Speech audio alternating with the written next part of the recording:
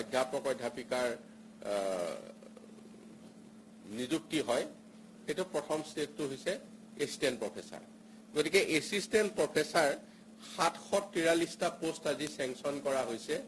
আৰু মে মাহৰ আগতেই এই আটাইখিনি নিযুক্তি সম্পূৰ্ণ কৰিবলৈ শিক্ষা বিভাগক দায়িত্ব দিয়া হৈছে 743টা এচিষ্টেণ্ট প্ৰফেচাৰ পোষ্ট কলেজত বহু পোষ্ট খালিও আছিল বহু পোষ্ট কেক্সটৰ কাৰণে কৈ আছিল গতিকে 743টা পোষ্ট আজি এচিষ্টেণ্ট প্ৰফেচাৰ লোৱা হৈছে আৰু আমাৰ থাৰ্ড গ্ৰেডৰ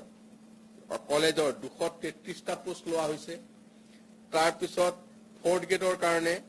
ফৰ্থ গ্ৰেডত চাওক আপোনাৰ অকল ফৰ্থ গ্ৰেড মানে পিয়ন চকীদাৰ নহয় এই বিএআৰ